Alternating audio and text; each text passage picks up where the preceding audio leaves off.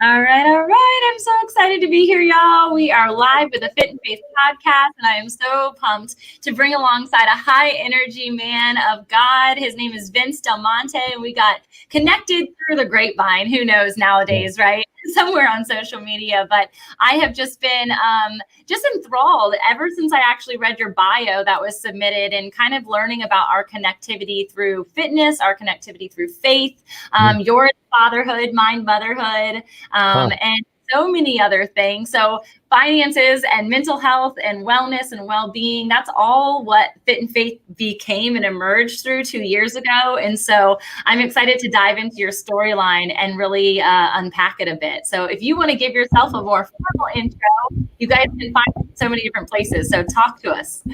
Yeah, well, first of all, thank you for having me, Tamra.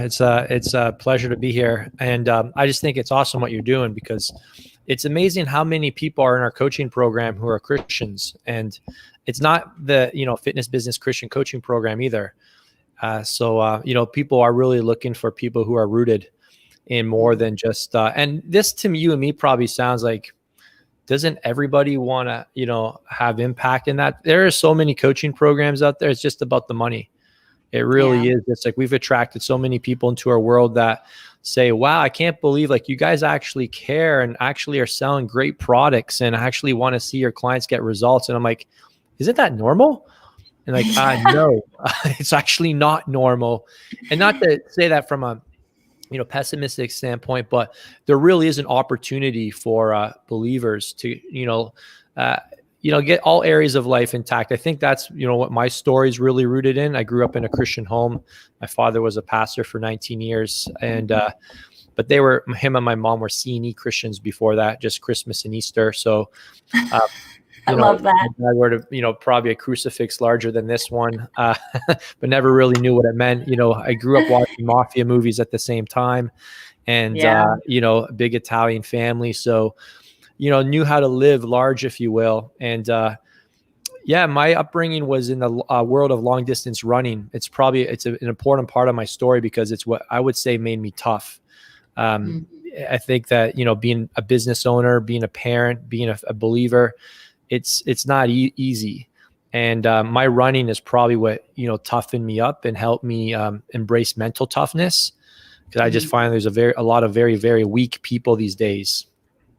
So I was given a very strong upbringing in the essence that I was given some great tools, one, really trying to find my identity in who I am, and as opposed to just, what I do.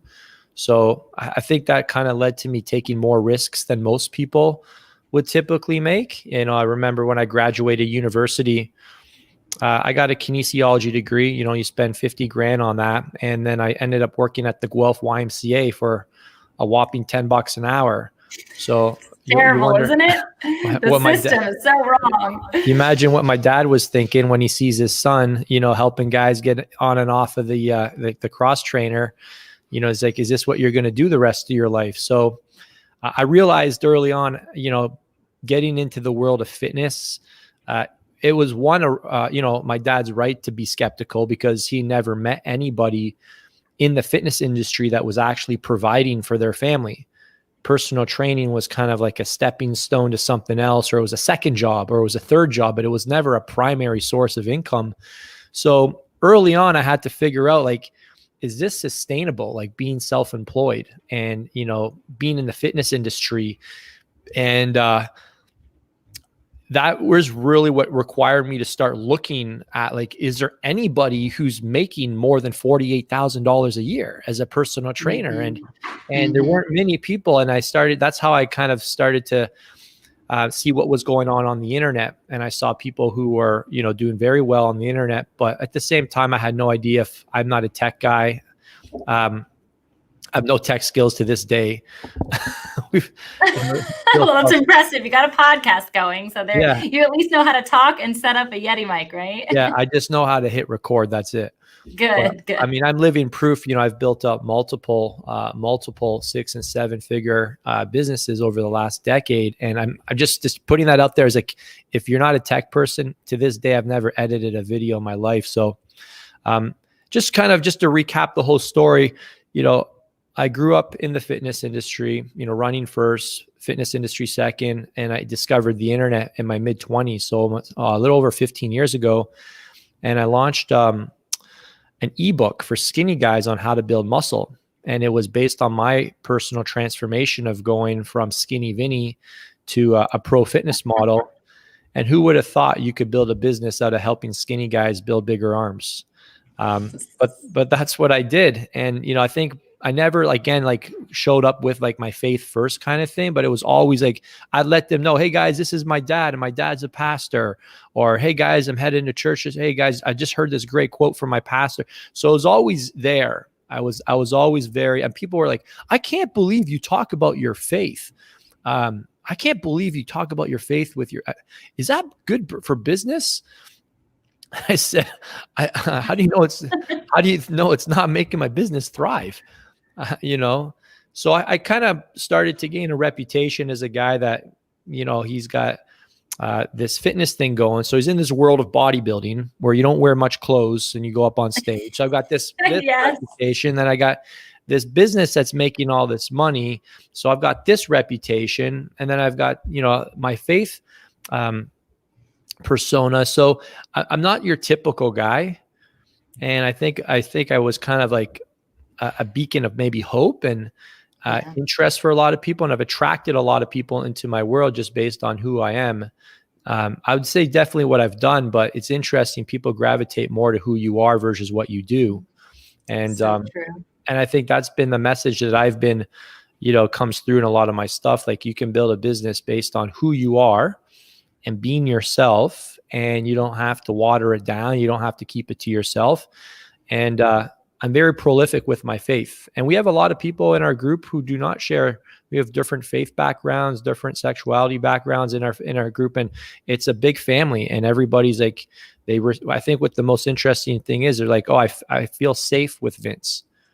I feel safe with him. I believe that he's got my best interests at heart. And, I think that's what I'm most proud of, having, used my platform in a way to show you can reach a lot of people who don't have the same faith as you without being weird.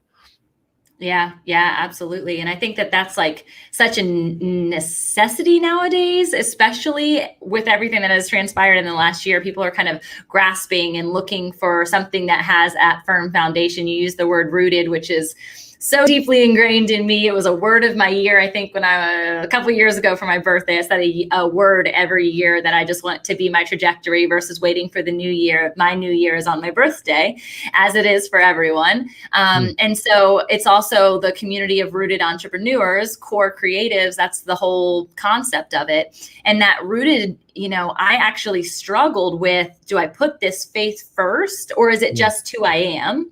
And as my community started to grow around me, I realized that was really the need. Even before the business growth, it was this need for being rooted, this need for being able to feel free in all of the different passions, all of the different gifts that people are given. And I love that you teach people that, to say, you don't have to water down any part of who you are. In fact, use those variations, those different facets of who you are, and bring them together to serve people uniquely in the way that only you and all the world can do. Yeah.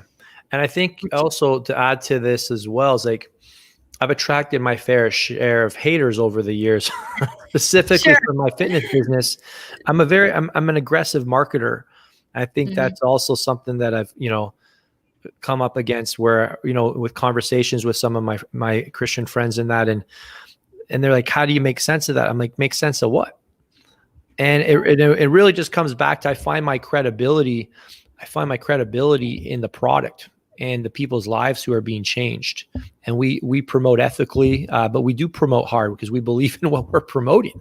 Yeah. And we know that it can change people's lives. So I think, when you truly know your heart's in the right place and you have a service that can impact people, you're not going to hold back. I mean, we're running a birthday promotion right now, and we've had over 60 applications in 4 days, and we've sent 12 emails out in 4 days, and people are like, that's crazy. I'm like, yeah, because I don't want anyone to miss out.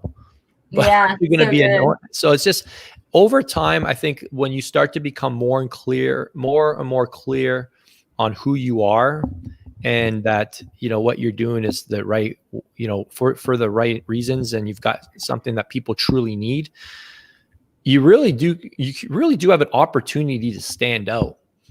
And, what I have access to, I kid around with other pastors. I've spoken in a few churches on Father's Day and stuff. And they say, what do you think you're going to bring to the table? I said, what am I going to bring to the table? What you don't have. And they say, what's that? And I say, unbelievers. I'm going to actually tell my friends who are going to come and experience your Father's Day service this weekend, because I'm going to tell them to watch it, and they're only coming because they trust me. Wow. So I think that's like your opportunity. And like what I challenge a lot of my faith friends to do is like build your body, get buff, like add more muscle, get stronger, build your business, increase your income, because I find like a lot of people want to trade up in all areas of life. I think this is the opportunity for faith-based entrepreneurs, like build your business, obviously, tithe as well. Like, right. It's to give and yours to manage. But I'm finding like the people that are managing what's coming in, it's expanding even more. Their territory is expanding, and they're giving more opportunity to impact and reach out further. So all I'm saying is like, don't hold back. I see a lot of, I've just found some Christians are like really kind of tentative, but it's like, just go for it, don't worry about I'm curious. I want to be perfect about having this perfect persona through the whole process of marketing. I want to unpack that for a minute, especially knowing that your dad was also a pastor. Like, did you guys ever have some conversations about what this is like?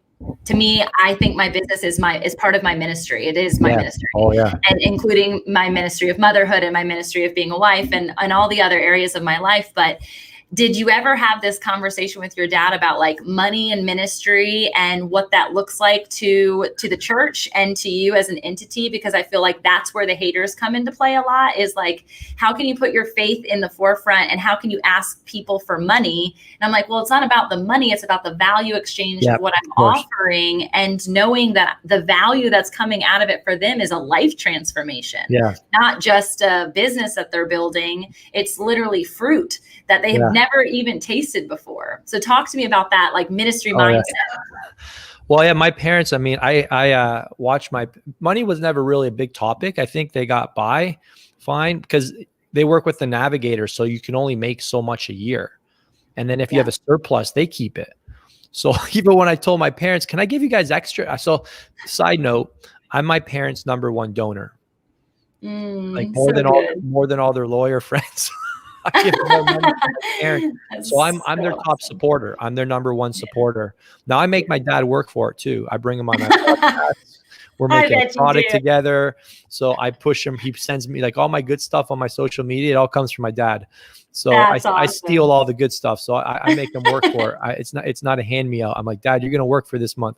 So that's so good. So first he's okay with the money because he's met the people in my coaching program and he's seen their lives change, and he's meeting the wives, he's meeting the kids, he's seeing the stories. He's like, this is what's happening. So, and he sees how much we give. I mean, our church Elevation, I mean, they just announced how much they gave this past year. Just their outreach team alone in this past year, they gave $9 million, because of generous people who are reinvesting into the, God's hands and feet where I can't be. So I think people have no problem giving money. But like you said, there's got to be a value. There's got to be value exchange. So the reason that, I charge is because when people pay, they pay attention. So good. So true. You said earlier that in the podcast, which by the way, he has his own podcast too. You have to go check it out. The Vince Del Monte podcast. And you said the words priority, your priorities breed. What was it? Oh, it was so good. Oh man. Your not potential, your possibilities. When I'm talking, I know what you're talking about through the process. But where do you put your priorities? Yeah. Oh yeah. I'm not sure the exact language I used. I'll think of it as you're saying, but it was, as you were starting to talk, I was like, yes, it's more so about where those priorities are in our life, that then the overflow kind of comes from that. But it's really making sure that we're putting things like value add and serving above all the other things, even the money. Yeah. But I love what you were saying. If they pay, they pay attention. And that's so good. And if there's no skin in the game, there's no game. Like I've tried to do the other way where you like, hey, I'm going to help you out. It doesn't work. If it worked, I would do it. If it was better to give away, obviously we're talking about, people who want to invest into, getting access to knowledge, speed, relationships, accountability. Yeah, you have to pay a premium for those things, or else you won't fully utilize and action them. And really at the end of the day, when you look at investments, it doesn't, people, oh, you're charging people a lot of money. I'm like, actually, I'm not. It's free. What do you mean it's free? You're charging X amount. That's a lot of money. I'm like, what does it matter what it costs? The ROI is like 5-10x a year. So it's actually costing them $0. I said, the only reason so again, and this is now the mindset of looking at what things cause versus what things cost. So good. And like the only reason this won't work is if you don't fully action the program, if you're not fully committed to this, then you bring it back to their why. And why do you feel called? And then if we're talking to Christians here, like, why do you feel called to do this? And they'll typically start to say, like, I've been praying about it. I feel like a prompt in my heart and my gut, God's been telling me. So you're telling me that these ideas have been placed in your heart and your mind, and you think that they're just going to not be seen through to completion. So now your faith is being tested. Yes, so true. So when it comes back to money, again, it always money always reveals your true priorities, right? Yeah. So I've challenged a lot of Christians who say, oh, I want to do this. I'm like, all right, well, let's put your money where your mouth is. Well, I don't have it. Well, you don't believe that if you come through, if you don't take the first step, he's not going to take the next step. Yeah. It doesn't sound like this is a very strong faith you have. What's the point of this faith if you're not even putting yourself out there? So it's, and I say it obviously in a loving way, but you're right. They're like, you're right. I'm like, yeah, you're being tested right now to see if you actually can be trusted. Right. Our pastor, Stephen Furtick, says it's all about the second yes. Right. So the first yes is easy. But, when it comes time to say yes a second time, if you don't, then, your yes can't be trusted, when as soon as it gets tested. So I always just reassure people like, hey, you're on a journey to grow. And a part of growing is to start to get outside your comfort zone. And I truly believe that comfort comes from the devil, in generally speaking, comfort doesn't come from God. So I'm like, this is just a test. You've been talking a whole long time about doing this. Here's your opportunity to see if you really mean it. And I always tell people, definitely pray as if it all depends on God. But when you come into my program, into your program, anybody's program, you've got to operate as if it all depends on you. Definitely. And this is the thing, this is like my heart is that component of activation, because we can illuminate the dream. We can illuminate the idea within us, and we can talk about it all day long. How many people do you know that just sit around and like, I've got this idea, and they're just telling you the idea, and the idea is amazing, but the idea has never taken root because they've never activated the seed, which has been gifted to them by God. And now this activation process is the watering, is the toiling of the soil, is doing this thing that is not comfortable. It is hard. People are like, oh my gosh, you've come out of nowhere in the last couple months. And I'm like, well, that's because you didn't see me when I was head deep in the dirt the last 2 years at 3 a.m. on my computer, at 9:00 at night on my computer, so tired, but so energized because I knew that it was coming, because he already promised me and he already showed me that vision. And so if you have this dream, in order for the dream to come alive, you have to activate it. And that activation part is the part that honestly most people stop at, or they get into it and they're like, this is hard, I'm out. And I'm like, well, you just invested this amount of time, energy, and now money, and you're still going to walk away from it. But I love that you show that the ROI doesn't come on just that investment. It comes on everything everything that's led you up to that point? What have you been doing to become passionate about fitness this whole time? And you started with running. I started with gymnastics. And then from there, it was like, how are you focusing your body? Like, where's that priority? I was putting my body before everything else. And you probably got into this fight a lot with yourself, even in the muscle, side of things and the showcasing side of things. And I wasn't even doing it for a stage or a trophy, but it was in its own sense of the word. And when I finally came into alignment with my faith, and I found out like God also wants me to steward my body well, but in a total different lens, not what the world is asking of me, not my bathing suit size, not my jean size, none of those things. And I didn't come into that knowing until after I was a mom. So fitness for me has just been literally every part of my life. It's why I named the podcast Fit and Faith. It's why my book is titled Fit and Faith. It's all the things, but it's realizing that the fit and the faith, they have to be synonymous. They have to be aligned. They have to be vertical and connected in order for you to actually do, I think, fitness well and for you to do faith well. You have to know that there's a body conscientious piece of activating, of actually moving my foot forward to step out of the boat, right? If I just sit in the boat and I'm not actually outside of the boat, I can't just be in awe of all the runners all the time. It's like sit on the sideline and clap. And yet I want to lose 10 pounds. Well, you're not losing 10 pounds clapping on the sideline. Yeah. No, you nailed it on the head. I think the term you used that jumped out was the harvesting term. Like, you hear a lot of people, they want to reap a harvest, they want to see the fruits of the work, but like you know how long that takes? I've been doing this since 2006 and I'm still trying to figure stuff out. And every day. You just find like, people, the first, they hit their first storm and then they just check out and they hit the first roadblock. And then it's like, no, it's going to take you a solid 5-10 years to actually have something that could potentially be sustainable. But the first couple of years, you're just working through tons of like chitter chatter and like mental battles and a lot of starts and stops and a lot of testing, because that's what marketing is, just a fancy 9-letter word for test.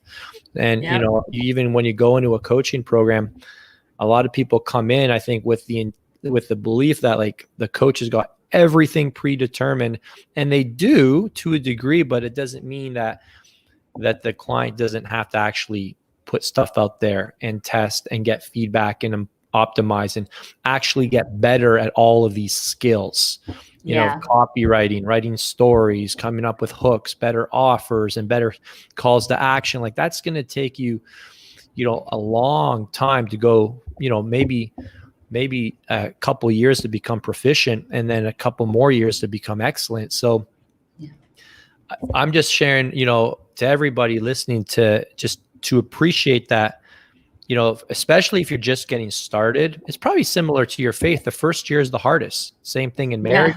The first year is the hardest. Kids. Same thing in parenting. The first few years, you'll make it. But most people, we see the highest dropout rate in year one. Because it's just, I don't know if it's social media, too many false expectations, lack of patience, comparison syndrome, ego, pride. They don't run for help when they need it, or they think they should be further along, so they go dark. But this is the power of being around other people who can start to normalize these problems for you and start to say, actually, this is all normal. No, you're not unordinary. This actually happens to all of us. In fact, if this wasn't happening to you, I'd be worried. So I find that's a huge part of the business journey, and probably could be applied to every journey in life. But just managing those expectations and being patient, and just realizing that, Rome wasn't built in a day. I've been doing this since 2006. And every day I'm learning new stuff that's like, oh my gosh, this crap again. We're dealing with this again. I'm like, that sounds like being an entrepreneur.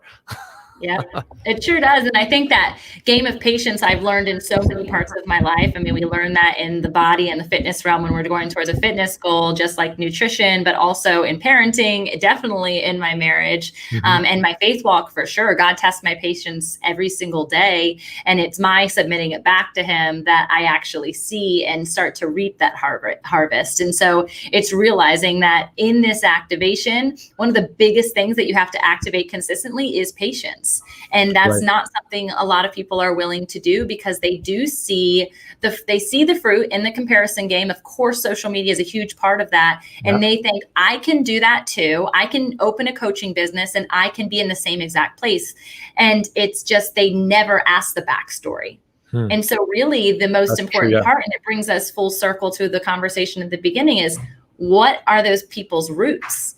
And that's like a huge heartbeat, is to know that, like, whether it was painful, whether it was celebratory, whatever it is that they've gone through in the past, those fail forward moments, that they just kept being patient and saying, God, I know that this is going to happen because you told me, and I'm going to keep walking it out.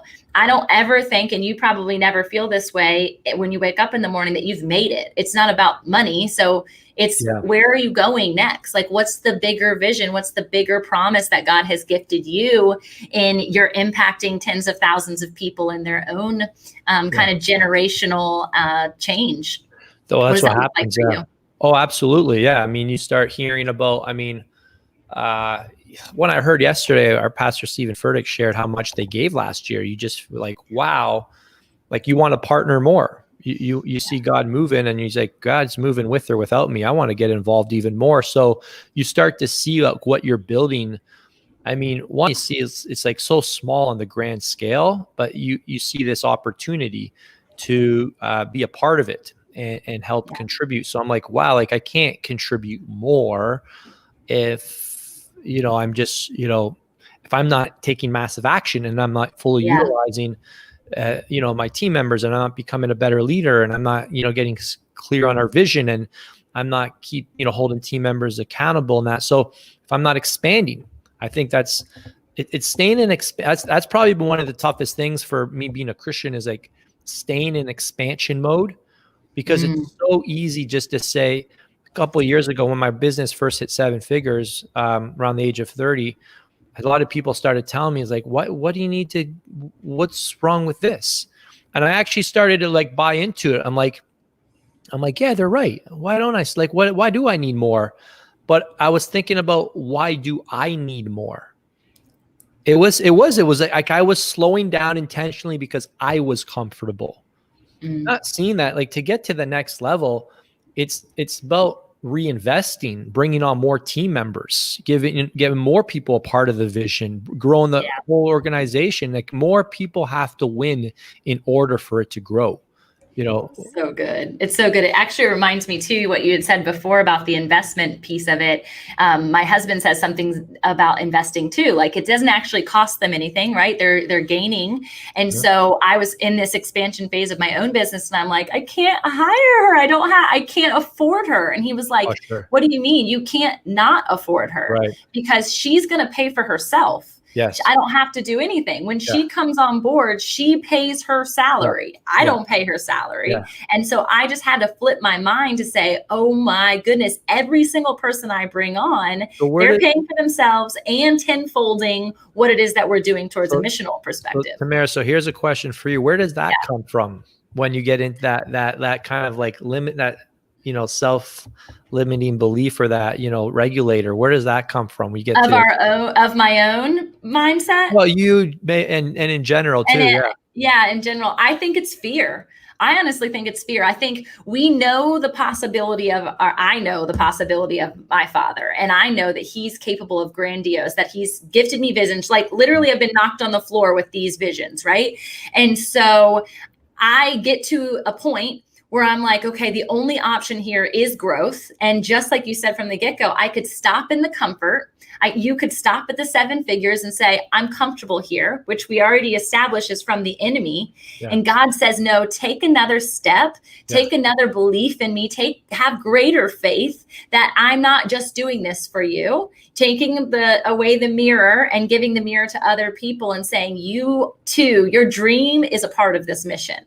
And so let's activate, let's come together, let's create teamwork and flourish further. If I want global impact, which I do, I so desperately want that. How can I create that if I'm staying in my little community and I'm the only one person? I can only touch so many people. So the ripple effect exists with everybody that we link arms with, whether it's a coaching client, whether it's a 1099 person who comes on for one thing for your business, they're all affected by the mission and the dream.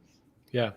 Yeah, I agree. Yeah, I try and just think like, who's even coming up with these numbers anyways? They're just numbers.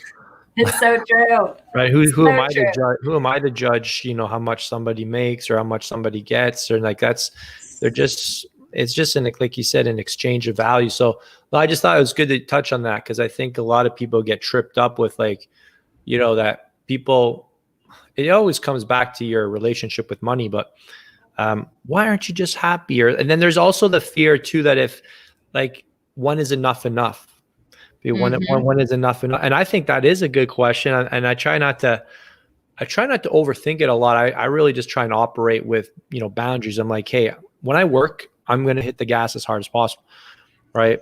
And as long as I'm not sacrificing non-negotiables and my wife's on board and we're operating within timeframes that we're going to be working anyways. Yeah.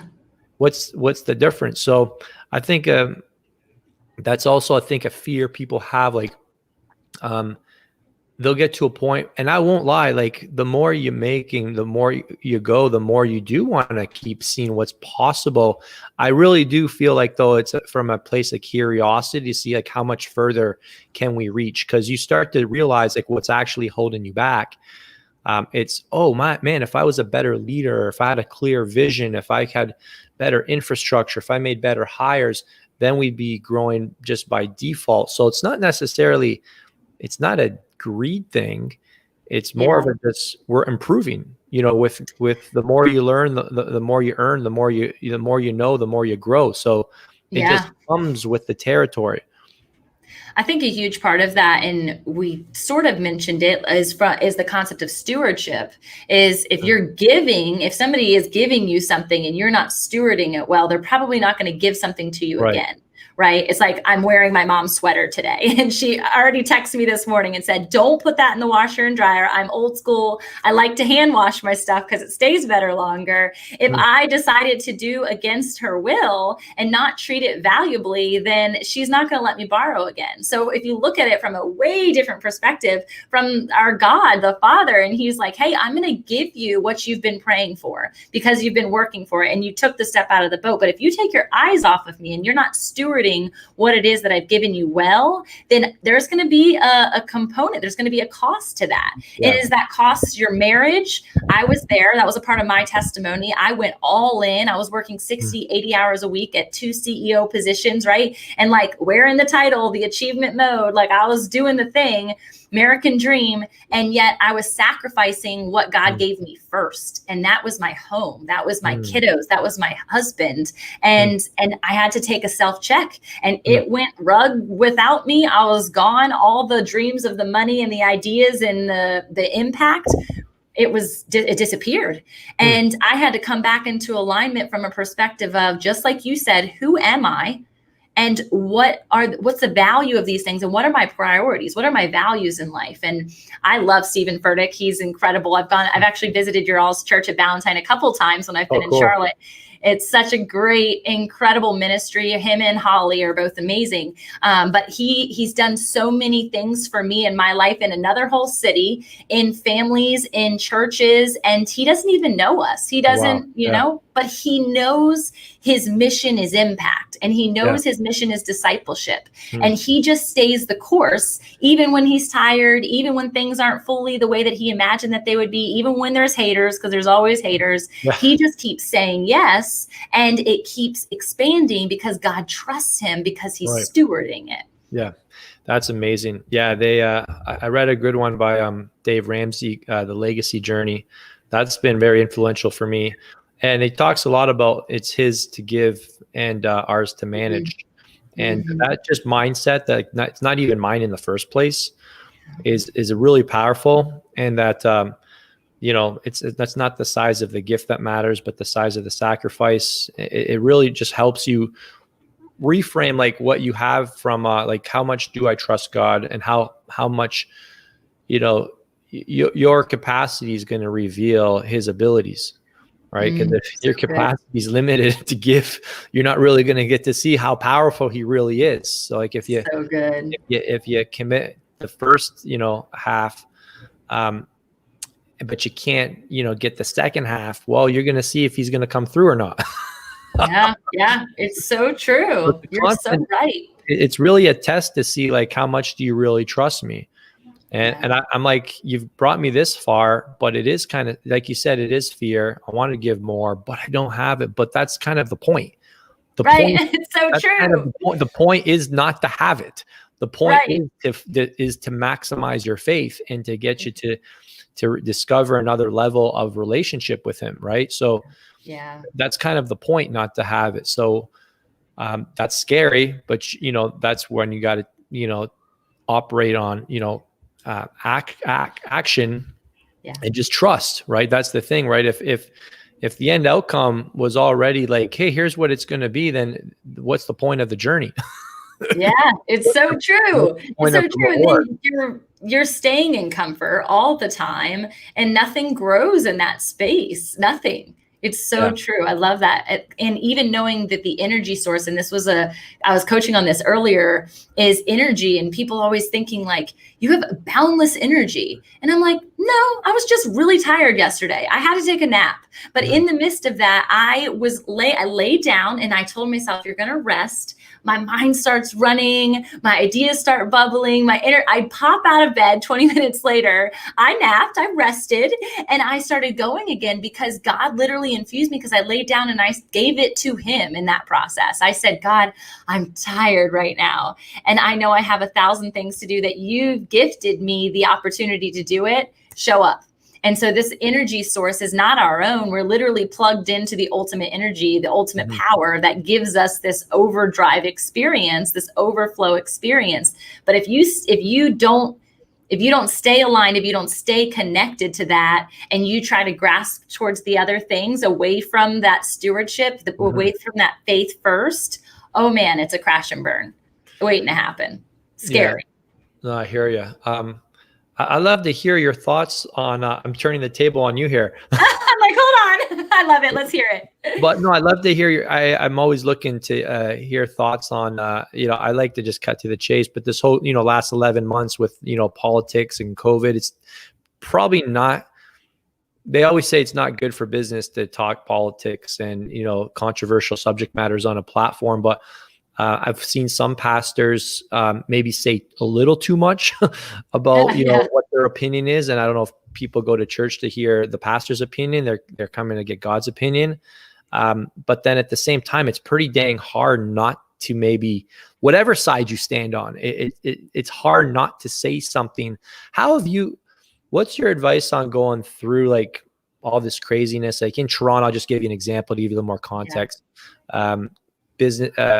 We're in lockdown for another 28 days. Small business owner has just got completely shamed by the community for opening up and, you know, risking, you know, the spread, despite literally across the street, a 2-minute walk. You know, Costco's got like 2,000 people in there, and Walmart's got 2,000 people, and they bring out, you know, 80 police officers, 6 horses, and they take away this young father of 2 young kids away in handcuffs. Like, and it's tough. Like, I believe that we serve a sovereign God and that justice will prevail, and, you know, his hands on all this. But just your thoughts on maybe advice, and just like, you know, I see some people go right through it. They don't say anything on it. Others a little more vocal. Do you have any thoughts on, you know, just a wise way to kind of like lead because it's obviously on everybody's mind. Yeah. And, Absolutely. If you talk to marketers, the thing is like you always address the lion in the room. But then I'm wondering, like, is this, or, you know, I'm always curious to hear other Christians' thoughts on just how much to say, how little to say, and just how to manage like your platform. Like, people are looking to you. What are your thoughts on all that? So my thoughts, and my husband and I, Yeah, right. It was a really hard one. And I don't know you, so I don't know where you stand on any of this either. So Sure. I just figured I'd throw it out No, there. I think it's a valuable conversation. I've talked about COVID quite a bit on here and my perspective on faith first, even in that conversation, and knowing that I take care of my body and I want to steward rules, right? Like that's something that we are supposed to be doing even as Christians, is coming alongside the government, right? Like the governing body above us. However, the ultimate governing body is our God. And if somebody isn't going to limit me, my children, my family from living a life that I believe God has already gifted us. And so it's our job, I believe, as Christians, I believe as influencers, to show up well. And for me, my heart in that is to illuminate and to breathe light. And if I am called to be on a lampstand, I am called to be on a lampstand. Does that mean that I need to downplay what another side is doing or what a disagreement factor is? No, that's not my call. However, I do partner with and am standing alongside many people, whether they consider themselves activists or conspiracy theorists or whatever that looks like. I also am proponents of them. And so if you want to know like the true like political side or the conspiracy theorist side of me, see who I follow. And you're going to know what that is. But ultimately, the one person I follow is God. And God has already finished this problem. And so as I've walked through 2020 and I've not only heard, I've seen fear in people's eyes. I've recently been traveling a lot to Mexico because my in-laws live there and my kiddos go and stay with them. And so many people are like, you're crazy. Like, how are you doing this? And I'm like, well, I put my faith in God, who is the ultimate decider of my health. And we go because family matters. And my in-laws have been starving for the babies in their life. And I don't want to separate or segment something that I believe is truer than a mandated rule that may or may not be true, right?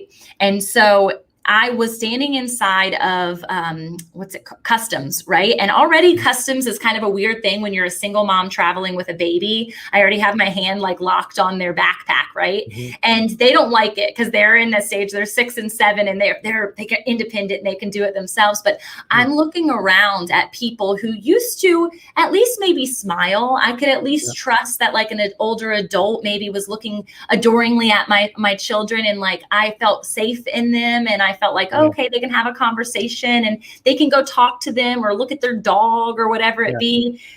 It was so fear-based. It literally made me want to throw up. First off, you have people in masks, so nobody's talking to anybody. They're not even talking to the person that they're with, directly with. You can't have phones, which already makes it look weird because people are interacting in that way. And it is just stone cold silence. And it literally looked, Vince, like we were in a concentration camp. Like that's what came to life in me. And I thought, this is not the way of the world. This is not the way of heaven. That's for dang sure. And I am not fearful at all. I'm going to speak out the fact that God is sovereign, like you said, but it scares me where things could go. And ultimately, I believe our job as influencers is to provide a blanket of peace, a blanket of joy, a blanket of grace, a blanket of mercy, no matter the perspective, no matter the barrier, no matter whatever your political beliefs are. I am standing with you. I'm not standing against you, but ultimately we have to have trust. We have to have faith, and we've got to steward what we already know to be true. And a lot of the things that are coming our way are not true.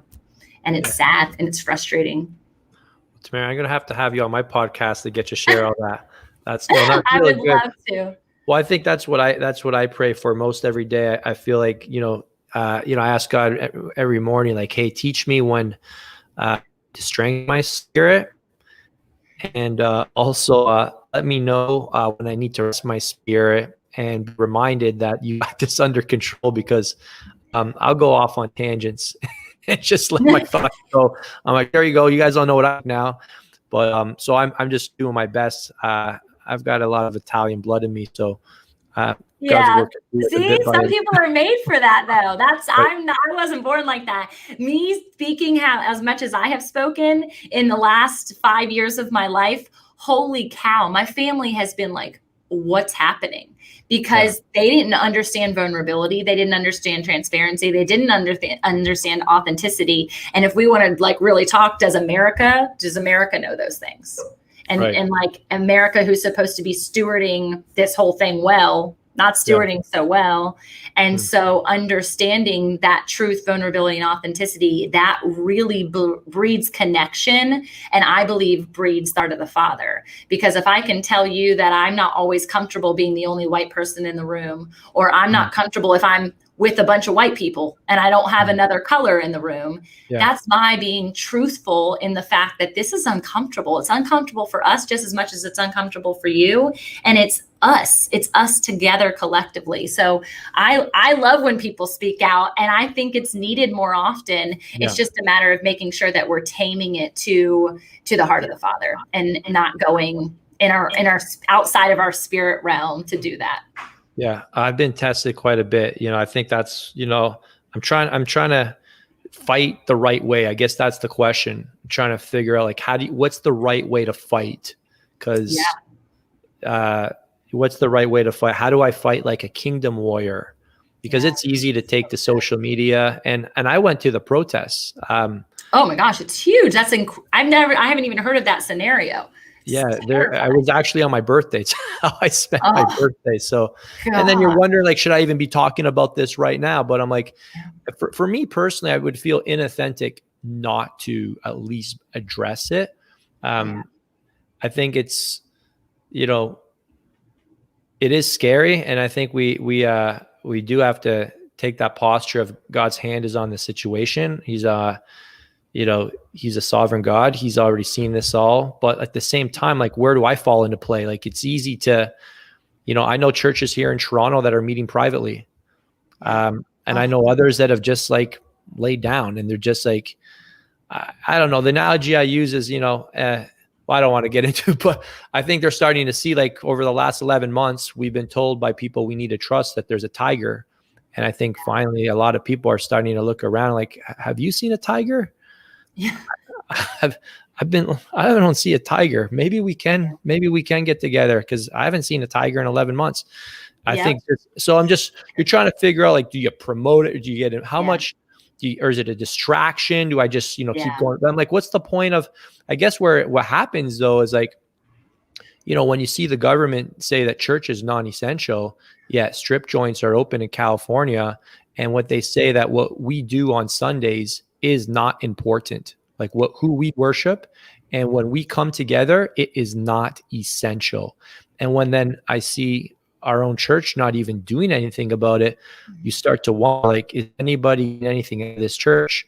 The fact that we're all coming here with our hands up every Sunday, but none of us are even willing to even discuss maybe something without being afraid of what somebody else might think, then you start to wonder, what's my faith all about? Is this just a nice little, is this nice comfort food for me on Sundays that I feel good, I post some stuff on social media, or does it actually mean something? So anyways, I'm okay having the conversations, because I know I'm not the only one thinking them. Yeah, it's so true. I mean, every single person is, and that's what's so frustrating.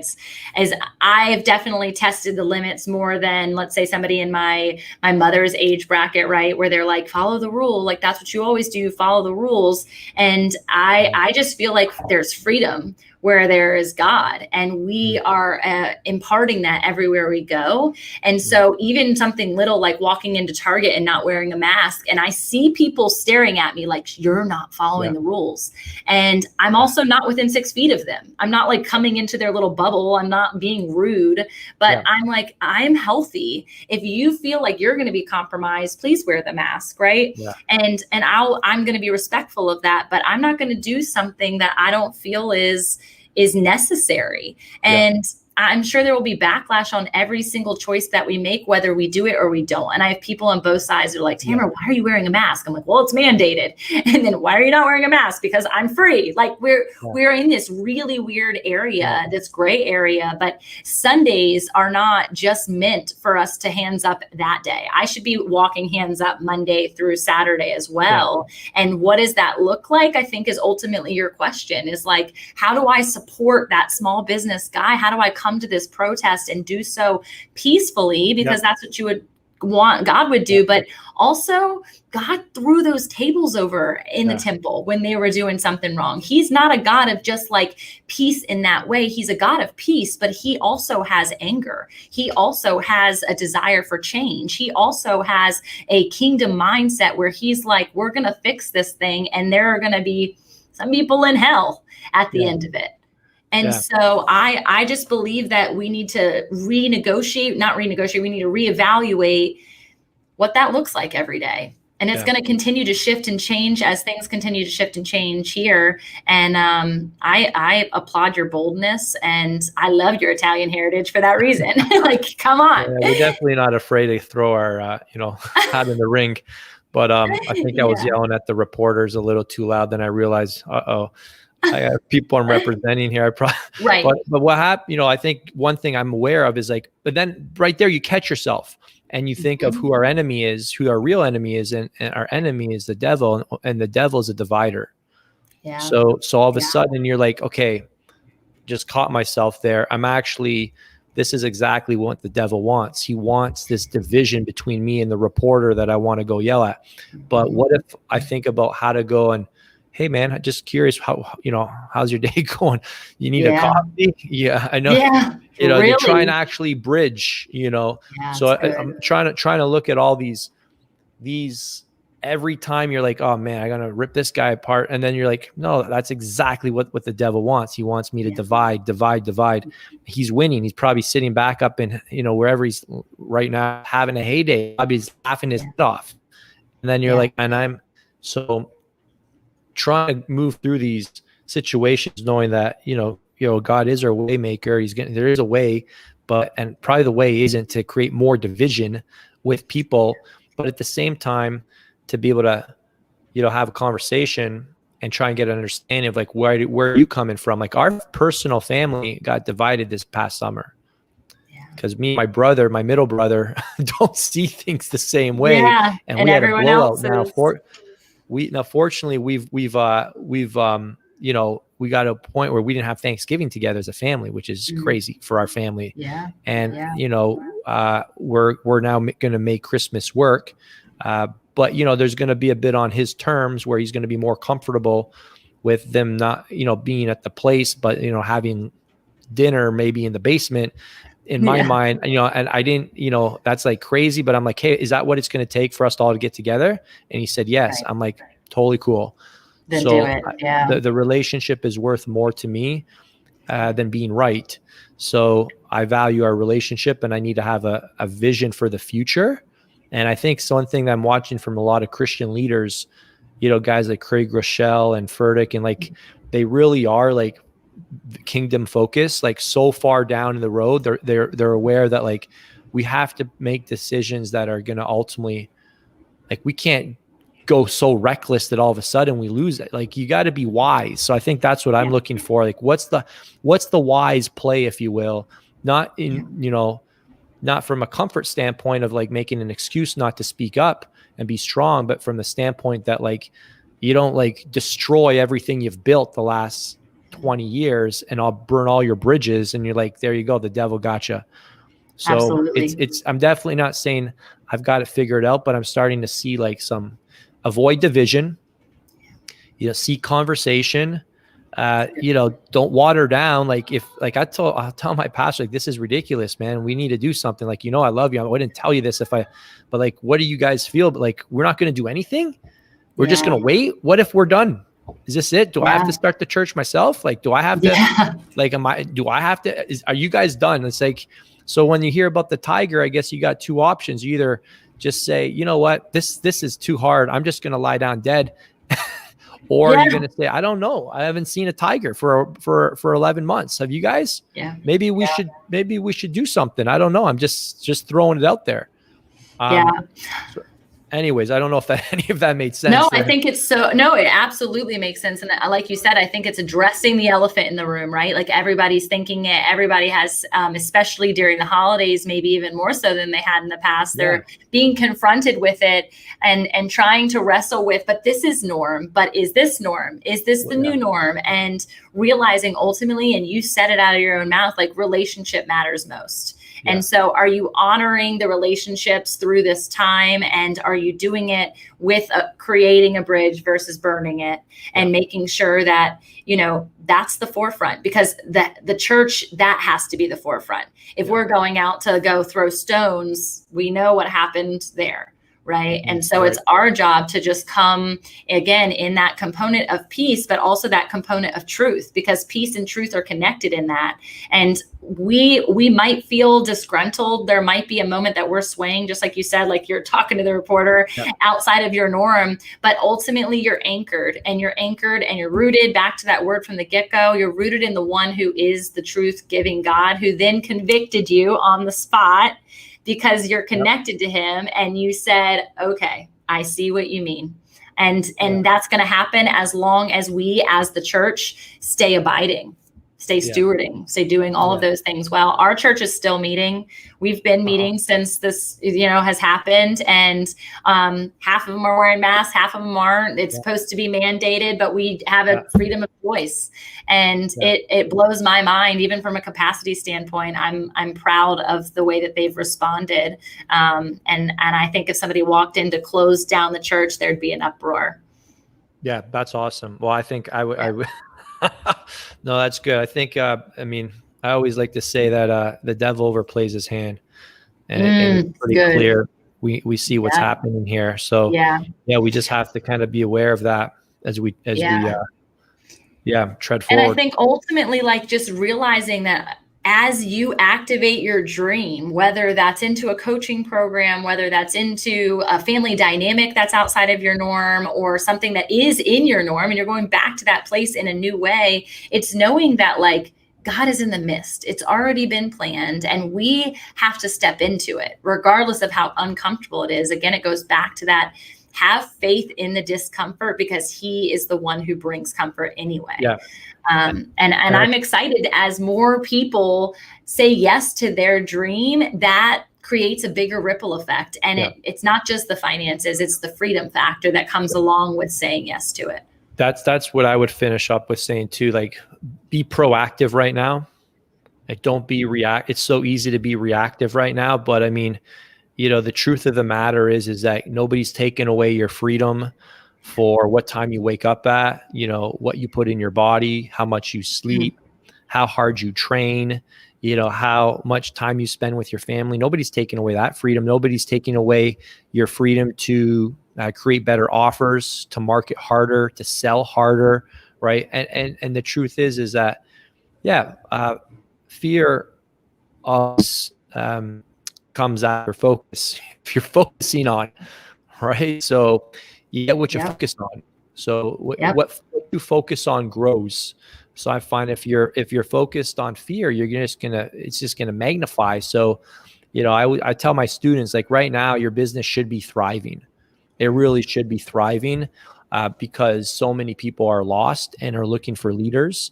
And I coach people that help trainers, and millions of people have lost their gym memberships, and fitness isn't going anywhere. It's the number one way to, first of all, stay healthy, live a long life. So people are looking for online solutions. So this is an opportunity if you decide to see it as a gift, but a gift has to be received. So you have to just accept that, hey, I'm going to focus on growing my business right now. And I'm going to just focus on what I can control, and see God faithful through this. And I think a lot of people are experiencing his favor, to be honest, who have fully trusted in him. So believe it or not, there's a lot of people who are seeing exponential growth right now because it chose to be proactive and not reactive and get caught up in all this and say, I'm just going to wait it out. I'm going to see what happens. No, I'm going to go right through the middle right now. And I know a lot of business owners are seeing pretty incredible growth because they're deciding to take the reins and be leaders for their people and give solutions. And I think that's a great posture for everybody to have as well.